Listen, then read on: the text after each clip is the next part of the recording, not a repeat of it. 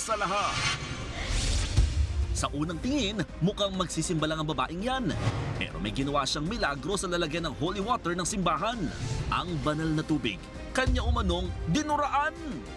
Ang babaeng isa palang content creator, eksklusibong nakausap ng News 5. Ang kanyang paliwanag, abangan! Pilipinas, alas 5:30 na. Ito na mga bumabanderang balita. Debate sa Senado, git ni Marcoleta, hindi dapat sisihin ng Korte Suprema. Kamara daw ang sablay sa pagpapa-impeach kay VP Sara. Away ng mga dilaw, dilima pumalag sa mga siniwalat ni Trillanes laban kay dating VP Leni. At News 5 exclusive, minolestya sa barracks. Opisyal ng PNPA arestado matapos umanong gawan ng kahalayan ang isang kadete.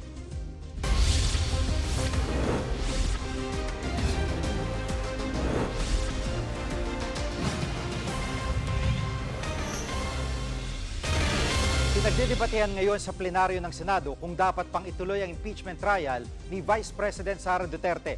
Live mula sa Senado, nangunguna sa balita si News 5 Senate Correspondent Mean Los Baños. Mean, anong latest dyan?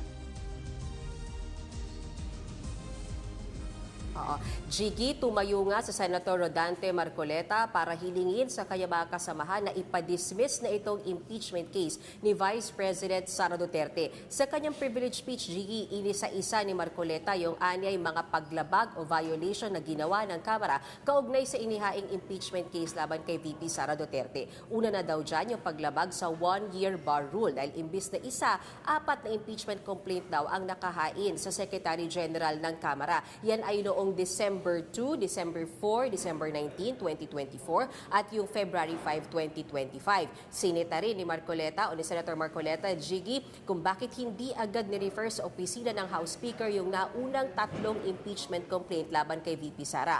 Bakit din daw hindi agad ni-refer sa Committee on Justice ng Kamara ang nasabing unang 3 impeachment complaint, bagay na iginiit ni Senator Marcoleta ay requirement para sa pag-proceed ng impeachment case laban sa kahit sinong impeachable officer. Kaya ang hiling ni Marcoleta sa kanyang mga kasamahan, i-dismiss na itong impeachment case na ito laban kay VP Sara dahil daw hilaw nga raw ang pagkakaluto dito ng Kamara. Narito, Jiggy, ang bahagi ng pahayag ni Senator Rodante Marcoleta. I respectfully move that the impeachment complaint be dismissed. Hilaw po eh. Hilaw na hilaw. Hindi naman po sinasabi ng Korte Suprema na kailanman ay huwag kayong mag-impeach, huwag na kayong mag-file. Ayusin nyo lang po eh. Hindi naman po tinignan ng merito eh. Ang sinasabi yung proseso, hindi po nyo sinunod eh. This is an impeachment complaint. You are removing the second highest official of government. Yun lamang pong verification eh. Sablay na po eh. At meron ba kumontra sa mga pahayag ni Senator Marcoleta? Yes, Jiggy. Agad ding tumayo sa Senate Minority Leader Tito Soto para kontrahin yung motion to dismiss ni Senator Rodante Marcoleta. Ang sinasabi ni Senator Soto ngayon, motion to table o wag muna nilang pagdesisyonan o pagbotohan yung motion to dismiss na yan. Delikado raw kasing ipadismiss ang isang impeachment case base sa desisyon ng Korte Suprema na hindi pa naman penal. Meron din daw motion for reconsideration na nakabinbin na sa pagkakaalam nga natin, Jiggy, ay inihain din ng Kamara. Ito yung gustong hintayin nila Senator Soto bago nga sila magdesisyon kung itutuloy pa ba o hindi yung impeachment trial. Pero ang ginigiit ni Senator Marcoleta, Jiggy, parang imposible naman na i-reverse ng mga SC Justices, let alone magkaroon ng majority of SC Justices na i-reverse yung kanilang desisyon, lalo't unanimous nga na sinasabi nilang unconstitutional yung articles of impeachment laban kay VP Sara. Narito ang bahagi nung sagutan nila Senator Marcoleta at Senator Soto. Pakinggan natin. What I'm pointing out is the danger of outright dismissing the impeachment proceedings by virtue of a decision that is not yet final and still pending appeal. We shall wait for the resolution of the MR. Palagay nyo lang po merong isa na nag-reverse. Hindi rin po ma-overturn eh. Kasi po ang kailangan po ninyo ay 8 ang mag-reverse. Sa inaakala po ba ninyo, meron kayong makukuhang 8 na pumirma doon sa unanimous decision na Babaligtarin po nila yung kanyang sarili. Ang tumatakbo ng matulin, kung matinik ay malalim. Kaya dapat siguro pag-isipan muna natin. Ako po ay nakasapatos at saka sa kalsada kaya hindi po ako matitinik. At Mayan, ano pa ang pananaw ng ibang mga senador tungkol dito? Nagsitayuan din yung ilang mga senador, Jiggy, pagkatapos niyang sagutan na yan between Senators Marcoleta and Soto. Una sa Senator Ping Lacson, ang sinasabi niya, paano ba natin i-dismiss ang isang impeachment complaint kung to begin with, Jiggy, wala pala sa rules of the Senate ang tungkol sa motion to dismiss. Ang sinasabi ni Senator Ping, hindi kasi sila nakakonvene as impeachment court. Yung motion to dismiss ay present sa court, pero hindi sa plenaryo gaya ng ginagawa nila ngayon. Aminado naman si Senator Marcoleta na wala nga yan sa rules of the Senate. Kaya open siya na i-amend. Kasi for example, ang sinasabi ni Senate President Escudero, hindi bago yung ibinabasura yung impeachment sa isang impeachable officer. For example, nangyari yan kay dating Pangulong Estrada, itinigil yung kanyang impeachment trial. Hindi rin itunuloy yung impeachment proceeding para kay dating Ombudsman Mercedes Gutierrez. Pero hindi motion to dismiss, Jiggy, ang ginawa dyan, kundi motion to archive. Bagay na sabi ni Senator Marcoleta, payag naman siyang gawin basta ma-dismiss or ma-archive yan at hindi na nga sila mag-impeachment trial. Pero tumayo rin si Senator Risa Hontiveros dahil ang sinasabi nga niya, baka ang mas mainam gawin ngayon bago yung mga debate, pasumpain na muna yung mga bagong halal na senador para makapag-convene na sila as impeachment court. Dagdag ko lang dyan, Jiggy, naunang sinabi na ni Senate President Escudero days ago, hindi kailangan mag-convene ng impeachment court para desisyonan itong matters of the impeachment case ni VP Sara Duterte. Jiggy? At Mayan, may pahayag na ba si VP Sara tungkol sa nangyayaring debate ngayon sa Senado? So far, Jiggy, wala pa tayong nakukuhang pahayag mula sa Vice Presidente at wala pa ring information from her office kung nasaan siya mismo sa panahong ito na pinag-uusapan at posibleng pagbotohan na yung kaugnay sa impeachment case na nakahain laban sa kanya. Balik sa iyo, Jiggy. Yan ang ulat ni Mayan Los Baños live mula sa Senado. Pumalag ang ilang malapit kay Naga City Mayor Leni Robredo sa mga pahayag ni dating Senador Antonio Trillanes. Hindi sila naniniwalang may malalim na pagkakaibigan sina Robredo at Vice President Sara Duterte. Live mula sa Batasang Pambansa, nangunguna sa balita si News 5 House Correspondent Marian Enriquez. Marian, sino-sino mga nagkomento sa mga pahayag ni Trillanes? Jiggy, kabilang nga doon sa mga nagsalita tungkol doon sa mga isiniwalat ni dating Senator Antonio Trillanes IV ay yung dating tagapagsalita ni Vice President Leni Robredo na si Attorney Barry Gutierrez. At ayon nga kay Gutierrez, sa tinagal-tagal na nilang magkakilala ni Robredo ay kahit kailan hindi niya nakita itong umano yung malalim na pagkakaibigan ni na VP Sara at Robredo. Ang tanging nakita lamang daw niya ay yung mga pang-aatake ni VP Sara kay Mayor Leni. Ilan nga doon sa mga pinunto ni Senator Trillanes kung bakit nasabi niya na merong malalim na pagkakaibigan. Itong dalawa ay nung tinanggap ni Mayor Leni sa kanyang bahay sa Naga, itong si VP Sara at itong pagiging tahimik ni Robredo sa isyu nga nitong impeachment case ng Vice. Pakinggan natin itong pahayag ni Trillanes at Gutierrez. Sa 2028, I'm not inclined to support Leni because magkaalyado at magkaibigan sila ni Sara Duterte. Up to now, si Mayor Leni has yet to say anything about the impeachment trial of Sara Duterte. Alam mo, malakas na boses yan, pero she's quiet. Hindi lang naman impeachment, di ba? She has not really been commenting on national issues. And bahagi yan nung kanyang pag-shift ng focus from national to local. Kung magkaibigan nga sila, si VP Sara had a strange way of showing it. Dahil grabe yung banat kay VP Leni, tinawag siyang fake VP, nag-allege ng supposedly may mga massive fraud nung 2016 elections. I never saw malalim na friendship. What I saw was yung atake. At Marian, siniwalat din ni Trillanes na sinabi raw sa kanya ni Robredo na kung siyang nanalong presidente, hindi niya isusuko sa ICC si dating Pangulong Duterte. Ano naman ang sagot dito ni Attorney Gutierrez? Jiggy, ayon nga kay Atty. Gutierrez, ngayon lang niya narinig itong umano'y posisyon ni Mayor Lenny sa ICC kasi iba raw talaga yung mga sinabi niya noong panahon ng kampanya. Pakinggan natin itong pahayag ni Atty. Barry. Her position was very, very clear. She will cooperate with the ICC investigation. She will push for the return of the Philippines as a member of the International Criminal Court. Nung lumabas yung warrant this year, the statement she gave was that this was an important first step in achieving justice for all of the victims of the drug war.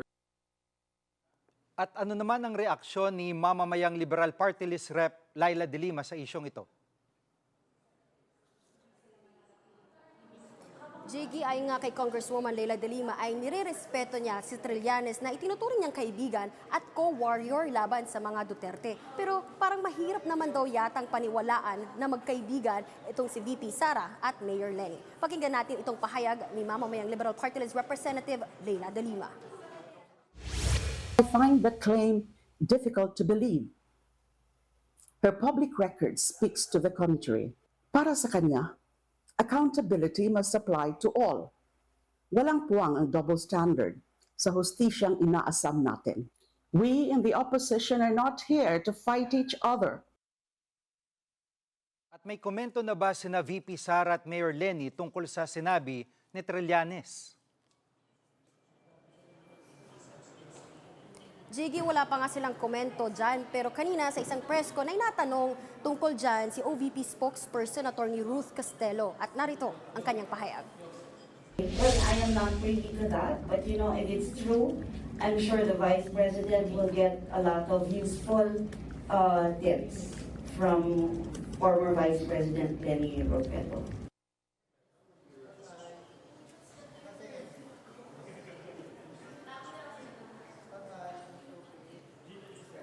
Yan pong ulat ni Marian Enriquez live mula sa Batasang Pambansa. Sa iba pang balita, nagkasundo ang Pilipinas at India na magpapatupad ng visa-free travel. Layo nitong palakasin ang turismo sa dalawang bansa, maging ang palitan sa negosyo, kaalaman at kultura. Isa ito sa 13 kasunduang naselyuhan sa 5 araw na state visit ni Pangulong Bongbong Marcos. Samantala, ang bilateral meeting kay Indian Prime Minister Narendra Modi, nag-courtesy call din ang Pangulo sa iba pang matataas na opisyal ng India. It has been one of my most productive and constructive visits that I have ever had. And I attribute this to the enduring closeness between the Philippines and India. And in the time that we have had here, short as it was, we have discovered a multitude of possibilities and areas of potential. Susunod, opisyal ng PNPA inireklamo ng pangmumulestya sa isang kadete. Diyan lang kayo makapatid, dapat una sa lahat.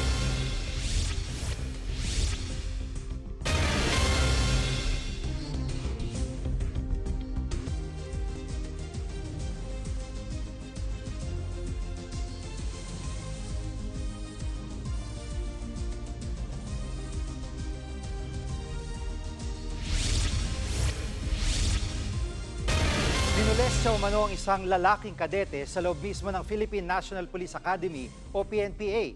Ang suspect, isang police major. Live mula sa Silang, Cavite, nangunguna sa balita si Gary De Leon, exclusive. Gary, anong nangyari sa kasong ito? Jiggy, naresto nga ang 35 anyos na lalaking police major nitong nakaraang linggo matapos magsumbong ang lalaking third-year student ng PNPA na ginahasa umano siya nito sa loob ng kanilang barracks. Ang suspect, isang police information officer ng PNP. Base sa report ng Silang Cavite Police, nilasing daw ng police major na lecturer din sa PNPA ang kadete. Inutusan siyang magmasahe sa loob ng kanilang barracks sa PNPA. Dito na raw nagubad ang pulis at pinagubad din daw ang kadete at nangyari na ang umano'y pangahalay. Matapos niya, nakatakbo ang biktima at humingi ng tulong sa mga gwardya at kanyang superior. Agad na inaresto ng mga pulis ang nanggaasa umano sa kanya. Isinalang na sa inquest proceedings ang police major sa reklamong acts of lasciviousness. Jiggy. At Gary, nakarating na ba sa NAPOLCOM itong kaso? Gigi, pinadala na ng NAPOLCOM sa PNPA ang Inspection, Monitoring and Investigation Service para imbestigahan ng umunoy pangmomolestya ng pulis. Kung mapapatunayan nagkasala nga ang police major, masisibak siya sa serbisyo at maharap sa kasong kriminal. Pakinggan natin ang pahayag ng NAPOLCOM Vice Chairman Rafael Vicente Calinisan. Ngayon, merong independent investigation na ginagawa yung NAPOLCOM para malaman natin yung punot-dulo nito at ano yung status ng mga bagay-bagay. Gigi, sa ngayon ay walang information na binibigay pa yung Calabarzon Police at ayaw nila magbigay muna ng pahayag. Gigi. Yan ang ulat ni Garrett De Leon, live at exclusive mula sa Silang, Cavite. Sinuspinde ni Pangulong Bongbong Marcos ng 60 araw ang pag-angkat ng bigas. Resulta ito ng konsultasyon ng Pangulo sa mga membro ng gabinete na kasama niya sa state visit sa India at sa rekomendasyon na rin ng Department of Agriculture. Lain nitong mapalakas ang produksyon ng mga lokal na magsasaka. Magsisimula ang suspensyon ng rice importation sa September 1. Ayon kay Presidential Communications Secretary Dave Gomez, bahagi ito ng utos ng Pangulo na tiyaking hindi malulugi ang mga magsasaka, lalo na pagdating ng anihan. Susunod, viral content creator na dumura umano sa holy water sa simbahan, nagsalita na. Huwag kayong bibitiw, dapat una sa lahat.